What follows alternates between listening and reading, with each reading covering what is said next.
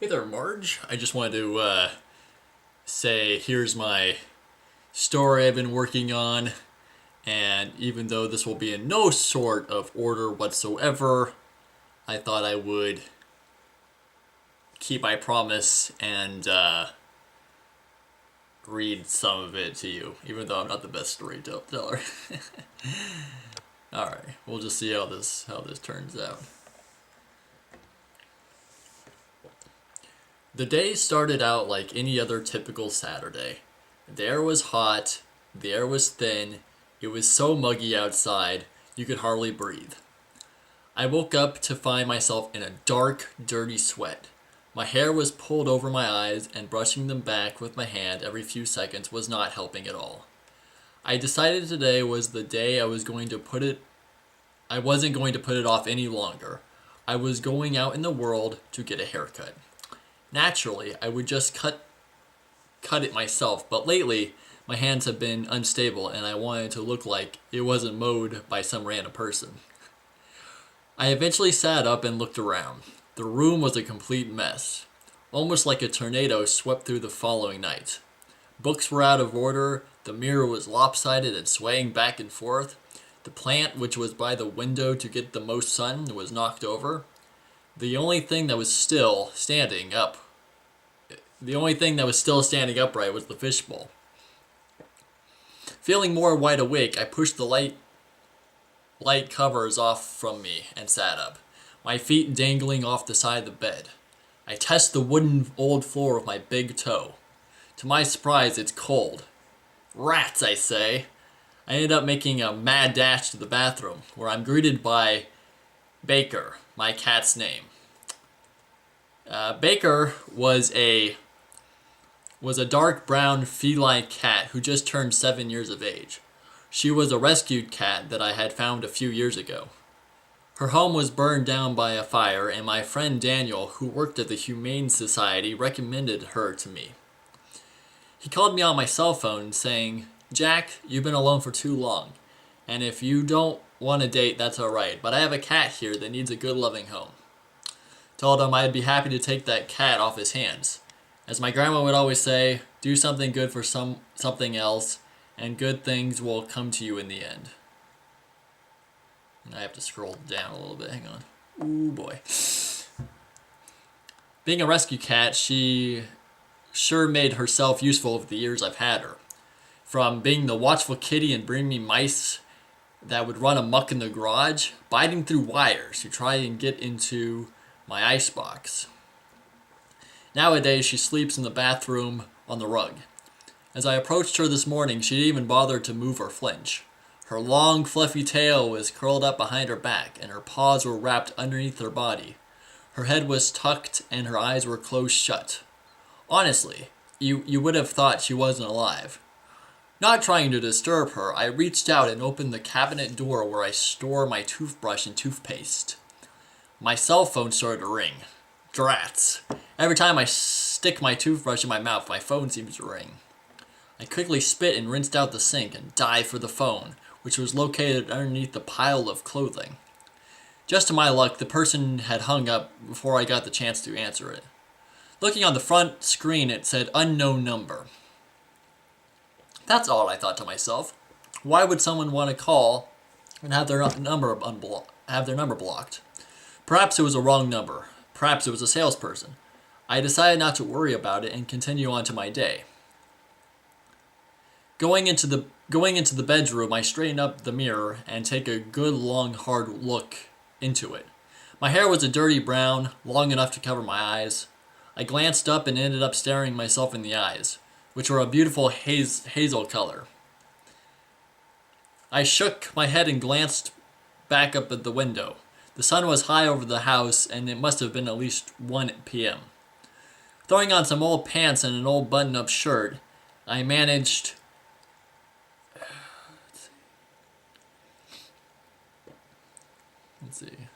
I managed to locate my shoes and socks and headed to the living room to grab my car keys and wallet. The living room was in fact the greatest part of my house.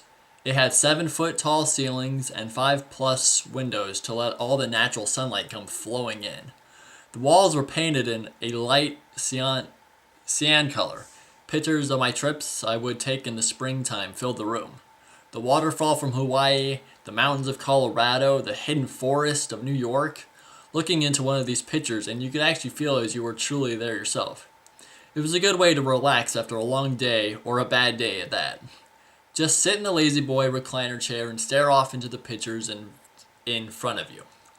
Pretend you were there.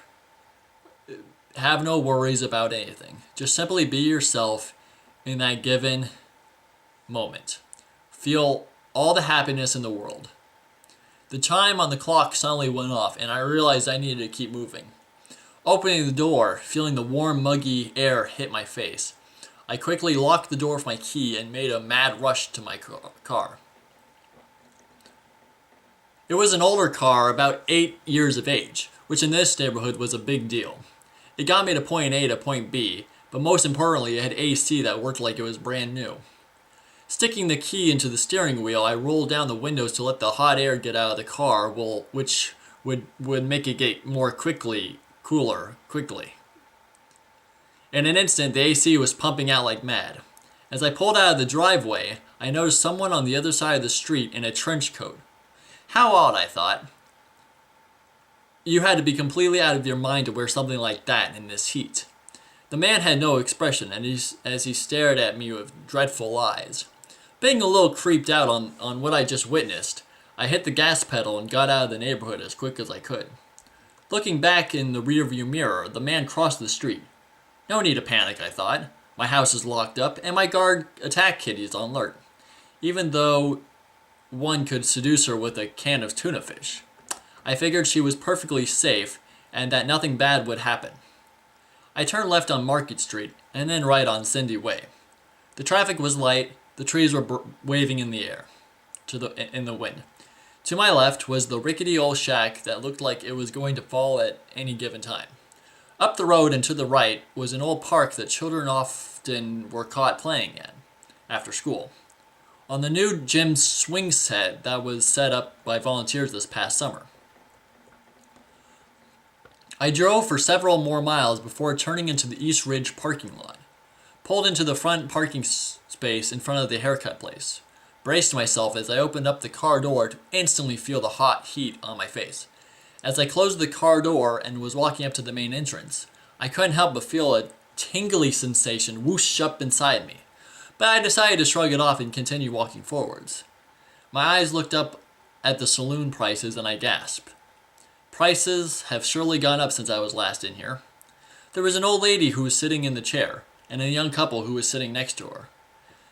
The only empty seat was in the far left corner of the room. I took a seat and picked up a magazine, waiting for my turn to arrive. Time passed and I realized I must have gotten lost in the moment, because when I looked up, everyone around me already left. A young woman, by the mist of 30, came walking up to me. As I braced myself on what she might say, I realized she was the hairstylist asking me what my name is and what kind of trim I would like for today. I stood up and gazed into her eyes. I stood up and gazed into her eyes before slowly making my way back with her to the chair she was pointing at. My name is Jack Thomas. She smiled gracefully and said, Pleased to meet you, Jack Thomas. My name is Sarah Owens. Sarah asked me again what kind of trim I wanted, as I told her I wanted to be able to see again. Cutting off my hair in front was needed. She laughed and she agreed. It was pretty nice. For the first time in a long time, a woman could actually already tell exactly what I wanted. Without further explaining, she began to trim away. As I watched eagerly in the big mirror that was laid out in front of me, watching my old hair fall to the ground as she whisked her hands around my hair. Sarah was a slightly chunky lady. Her blonde hair bounced as she swayed back and forth. Her perfume was light and crisp. The smell of an ocean breeze filled my nose with delight. After 10 minutes, she held a small mirror up to the back of my head and asked what I thought about it. Looking into the mirror, I agreed she did a great job. Sarah muttered something underneath her breath, and to her amazement, I said I would love to have my hair spiked. A little new flair was something I probably needed. It was good to break out from the original routine, to try something different. After paying her the $15 I owed her, I headed back to my car, started it up, and pulled out of the parking lot. The sun was in my eyes, as I unlatched the sun visor and placed it downward, so at least I could see to some extent. Having to scooch down in my car chair a bit to keep my eyes from veering off the road. While sitting at a red light, a speedy bus came roaring up behind me. It was a large blue bus from the 90s, had 6 windows on both sides, and there were probably about 41 people aboard at the time. It came to a stop next to me. As I glanced over, I noticed a sign that was hanging on the side of it. It read, "Are you single? Wanting to find a creative date? Call Fun Adventures today to try your luck at finding a partner of your dreams." The car behind me suddenly honked its horn, and I realized the light had turned green again. Once again, I let myself fall into a daydream kind of trance. After a little while of going down the long, windy roads, I finally turned right onto Maple Street and rolled up to house 1921. Home at last. Dinner was great that night, as I ended up having spaghetti with meatballs and a side of salad, with some garlic bread and some Pepsi to drink it all down with. It was one of those more healthy meals that I try to have every now and then. I wasn't overweight, but trying to keep me in some shape, just in case I ever had to run a marathon in the future. The phone rang around 8 p.m. I glanced at the front screen and it read Daniel. Curious to know what he wanted, I answered. "Hello, Daniel. How are you this evening?" "Hey, Jack. I'm alright. The reason I was calling you is because your mother called and is a little worried about you. You haven't been outside in a while. Only when you truly have to go outside is when you venture out, it seems. She wants to know if you're interested in some dating adventure." I sighed. Where did my mom get that crazy idea from anyway? She read off some bus and that she saw downtown and instantly thought of you. "That's ironic," I told Daniel. "That's the same bus I saw. Maybe it's a sign," he said. I said, "Maybe it is." I'll think about it, Daniel, and give you a call soon. I gotta go to bed now. I send you my best. Click. We both hang up. As I put the phone down on the bed and rolled to the side, I was thinking deeply to myself, me? Join a dating adventure club? Being around all those strangers? How bad could it be? What if I did find someone I like? How would it turn up? The questions that kept rolling through my mind were endless. It was actually quite scary to think about. Night fell, and I put my PJs on and brushed my teeth. I crawled into bed and turned on the TV to see if there was anything worth watching. The Flying Monkey, click.